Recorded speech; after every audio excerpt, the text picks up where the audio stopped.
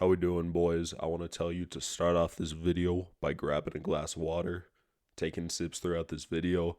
Hydration is underrated, and we need to be drinking our water. I struggle with it. I slack on this. I know many of you slack on it too. So make sure you have your water and stay hydrated. So today I'm going to be answering all of your questions on testosterone, everything I haven't covered, all the brief, minute things that aren't really worth creating a video for, but they're worth talking about. That's what this video is going to be about. It's going to be about what are actually misconceptions on the internet and what you could actually do to improve yourself. There's a big difference, so let's get straight into it. This first question is, what are the easiest estrogenics that I can remove from my life? And what I'm going to tell you is heat-based BPAs. Heat-based BPAs are where you're getting the most effect on your hormones from plastics. So remove any instances where you touch heated food to plastic. You don't want to microwave your food in plastic. You want to microwave it in glass. You don't want to set your warm food on a plastic plate. You want to set it on a glass plate. If you just simply remove any instances where you consume something that is heated, that's touching a plastic, then that alone is going to significantly drop the amount of BPAs inside of your body. So start off with that, and then you could get into the minute details of estrogenics. The next question I've gotten plenty of times is, does honey actually increase your testosterone? Now, sort of. It doesn't exactly increase it, but what it does increase is your luteinizing hormone. Now remember, what I've said in plenty of videos is it has sugar in it, and sugar crashes your testosterone. Sugar is the worst thing you could consume for your testosterone, but because of the other compounds in honey, it's increasing your luteinizing hormone at the same time. So here's what happens when you consume honey. When you first consume it, you're going to have a drop in testosterone. Your testosterone is going to go down. But because your luteinizing hormone is increased, it's going to quickly compensate for that drop. It's going to, over time, pay off, and you really won't see any effect on your testosterone. It's not going to be positive, but it's not going to be negative, because luteinizing hormone tells your body to produce testosterone. This is the issue with jerking off and all that. Now, there's this idea that, jerking off doesn't decrease your testosterone. What it does do is it decreases your luteinizing hormone. And the issue with jerking off versus sex, I meant to say it decreases your luteinizing hormone if I said increasing. But the issue, so sex, when you're doing the deed, it goes ahead and increases your testosterone. You want to finish that. It gives you drive to finish that. Now, when you go ahead and jerk off, it doesn't increase it that much. It's a very small jump. Let's say like that. See the difference? Now, afterwards, you have a decrease in luteinizing hormone. So the decrease in luteinizing hormone returns it back down to baseline in sex. Now, when you're jerking off, the decrease in luteinizing hormone over time brings it down. This is why constantly doing it is an issue for your testosterone, despite the fact that people say it doesn't impact your testosterone. That's based off the idea that you do it one time. But if you're constantly decreasing your luteinizing hormone, then your body isn't going to be creating as much testosterone. And so back to the point of honey with luteinizing hormone is it doesn't really decrease your testosterone when you consume honey. And this is a very big thing. You could consume sugar without dropping your testosterone. Sugar, bioavailable sugar, very accessible when you consume it, is really important for having energy, to be able to give your 100%, to be able to exert your most. So honey is actually an amazing thing to consume before any workouts. Anytime you are exerting yourself heavily, whether it's a run, whether it's just being at work all day, whether it's just a simple lift, you're going for a PR, you want honey in your system because that's giving you the sugars and it's not crashing your testosterone. The next question is, does it matter what time I go to bed if I'm sleeping the same duration? If I go to bed at 10 o'clock at night, is it going to be different from going to bed at 12 if I sleep 8 hours in both cases? And the answer is yes. Going to bed at 10 o'clock is going to give you higher testosterone than going to bed at midnight. And the reason behind this is your circadian rhythm. So one very important part of your circadian rhythm, setting the clock in your brain, is to get sunlight before 8 o'clock. You need sunlight before 8 o'clock because when the sun is rising, the wavelength is actually different. This different wavelengths has very positive effects on your health. Your body functions much more properly when you get this wavelength. You're able to fall asleep much easier that night if you actually got this sunlight before 8 o'clock, 8 a.m. in the morning. So it is important that you are waking up early enough and getting the long enough duration of sleep to be able to get this wavelength and not crash your testosterone by reducing the amount of sleep. If you are going to bed at midnight or later, then you're going to miss this wavelength and your sleep quality is going to be down the toilet. It's going to drop significantly. It's going to create a big change. There's nobody this doesn't apply to. You can't say you are a night owl because everybody needs this wavelength inside of their eyes. And if you believe you are a night owl, you believe you're more productive at night, that's probably because you've never consistently woken up early enough and gotten this wavelength to understand how your body reacts. So we're just throwing out the information. Make sure you are going to bed before midnight and waking up before 8 o'clock. Get that sunlight in your eyes early as possible. And then the other question on sleep was, well, I've heard to sleep a lot, but can I sleep too much at a certain point? Does it have a negative consequence? And the answer is actually yes, if you're sleeping more than 9 hours.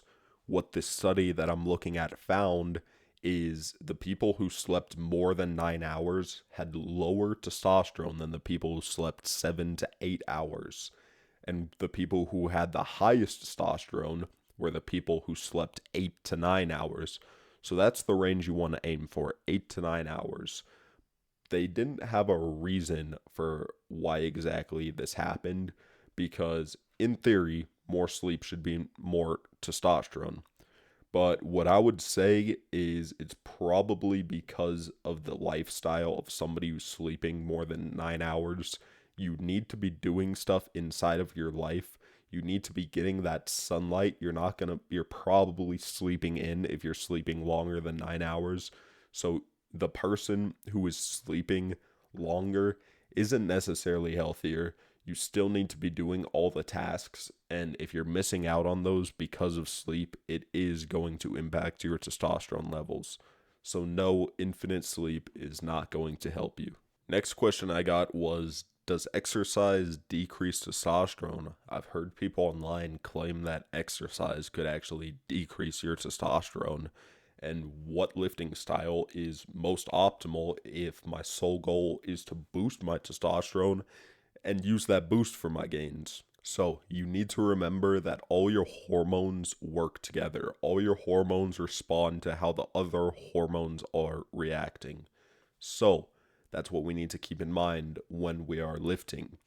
Your cortisol is what releases energy. It's the stress hormone that gives you more energy, allows you to keep going when you are stressed. Testosterone allows you to handle stress. It allows you to be in stressful situations without actually experience as much anxiety or any other effects that stress actually has on you. So we need to keep this in mind when we are lifting. If you lift too long, then whether your body is too stressed out from testosterone, your testosterone may be blocking the stress, but you need that energy. So your cortisol, after an hour, starts spiking rapidly. to the point where you don't really get that testosterone increase. Now, keep in mind, you're going to have a healthier body when you're lifting. So the person who lifts and is constantly spiking their cortisol is going to have higher testosterone than the person who doesn't lift and doesn't give themselves a healthy body. So you have to take all of this with a grain of salt. You have to remember how everything works together, what it looks like in the bigger picture. But we're talking about individual instances right now. So if you lift for too long, this is where it came from, and it's really unrealistic. If you lift for too long or close to bedtime is going to impact your sleep because your body is heating up. So it's not going to be able to cool down, drop by 2 degrees to be able to fall asleep, which is going to impact your sleep, obviously decreasing your testosterone. But that's probably not what they were talking about. If you lift more than 3 hours, then your cortisol in most cases is going to outrun your testosterone and cause a drop in testosterone after your lift. And this is likely what they were talking about, but this is in the case where that's 3 hours of rapid intensity, constant strain on your body. And that's just unrealistic. You're going to poison your blood by too much muscle breakdown if you're doing that. I guarantee none of you are poisoning your blood from the gym. So basically ignore this idea that exercise could decrease test. It's unrealistic. It's not a concern.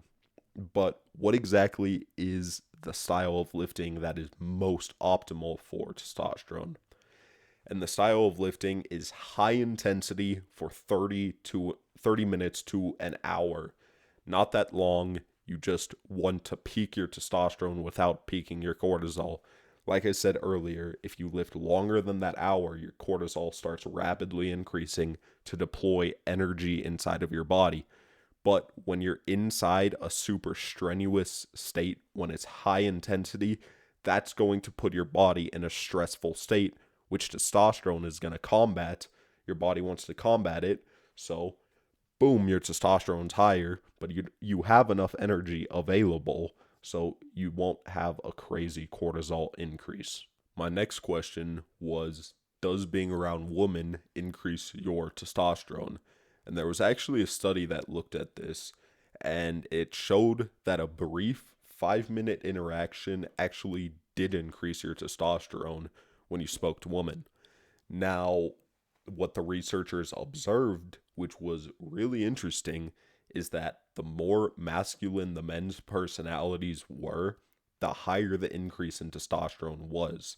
So if you think about it, if you're a higher testosterone male, you're going to have a bigger peak in your testosterone. This is because this is sort of the goal in humanity, to reproduce. So if it's testosterone what's going to drive you, so if you're already driven, then you're going to be extremely driven when this interaction happens. Now, this doesn't really matter because it almost increased the testosterone in all males, but what I do want you to think about is this shows that things compound. Now, if you are having a healthy life, then adding one more thing onto your life is always going to make a bigger difference than the last thing, assuming their equivalent weight. The person who repeatedly stacks, keeps on adding things on to their testosterone optimization protocol, then they are going to have higher testosterone. They are going to see a genuine and significant impact because they are constantly driving and thriving for a better life and a better situation. Now, there's also been studies that show that men who hang out with women more than they hang around men actually have lower testosterone. And the reason behind this is because men, by nature, have higher testosterone. And what does higher testosterone do? It spikes competition. And spiking competition means that you are going to increase your testosterone. So in hand, when you are hanging out with men, competing with them, you're going to have higher testosterone because competition increases your testosterone, as I just said. How can I maintain my testosterone in the winter? First thing I'm going to say is make sure you are getting 5,000 IUs of D3. You can add K2 to help prevent any calcification in your blood, but you aren't seeing sunlight as much, and D3 is always important when you are not getting as much sunlight exposure. Now, next thing I have for you is to join a combat sport. If you think of your lifestyle in the winter, you're constantly doing stuff. You're going to the lake, you're doing activities on a boat, you're with your boys, you're actually doing stuff. You're actually doing stuff where you want to show off as a human. You want to be doing good. You want to look good at whatever you are doing. So, find something during the winter that you could still participate in that's going to force you to, well, want to do good. And the best thing I could say for that is a combat sport. And then the next thing I have for you is to start a project. In the winter, a lot of people get really sluggish. And this is because, well, you're not really excited about your life. What's going on right now? I'm waking up just to sit at home. My life's kind of boring. You need a project. You need something to be motivated to do, a reason to actually be getting up, moving, to continuing going. So really just customize your life to what you think your summer lifestyle looks like. Think of supplements. You're supplementing your lifestyle, not your nutrition when you are in the wintertime. How do you maintain your testosterone as you age? Now, something most people aren't aware of is after you peak your testosterone, it's only supposed to decrease by about 1% per year. That means if you have 1,000 nanograms a deciliter, when you are 20, then that means you could be 70 with 500 nanograms a deciliter if you are actually healthy. That is the normal response within the human body. Having 500 nanograms a deciliter at 70, by then you're probably going to be in the top 1% as a 70-year-old with the direction testosterone is going. Now, this is easier said than done. And what I'm going to say is, well, it's actually not that hard. Alcohol and sugar are the main things that are going to impact this. If you have these consistent bad habits, when you do these things consistently every year, you may be doubling the amount that your testosterone is dropping. Your testosterone may drop by 2% because you're drinking every weekend. Or if you're just taking one bite of a sweet, eating your brownie every couple days, that's going to increase it to make it drop by more than 1% every year. These minute things, these consistent bad habits are really what's going to destroy you as you age. And if you're not doing them, then your testosterone should only drop by about 1% per year. And I do want to mention 1% is what's supposed to be average. That's not the upper threshold. Your testosterone could drop by less than that if you have better than average genetics. Or it could drop by slightly more than that if you have below average genetics. But the point is, your testosterone shouldn't drop that much as you age. You should be able to maintain higher, healthier testosterone levels throughout most of your lifetime. How do I prevent acne from testosterone? Now, what testosterone does that causes acne is it makes your sweat more oily. It makes it more of this substance where you could rub your finger across your forehead and you have this slime sort of film on your finger from your sweat. Now, the lower testosterone you have, it's going to be more liquidy. It's going to drip off of you. That's why it's not going to cause as much acne if you have lower testosterone. Now, how do you combat this? Simply take a dry paper towel once a day or whenever you notice it and just wipe your face off with a dry paper towel. That's all it takes. I actually used to have pretty bad acne.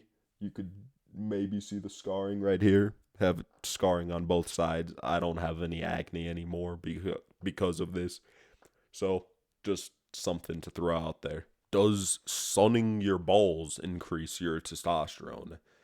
And there was a study on this in 1939 and this has been the only study on it. Now, I will say it's all the way back from 1939. I don't know the details on the study. I don't know how it was conducted or anything, but it showed that your testosterone was temporarily increased by 200%.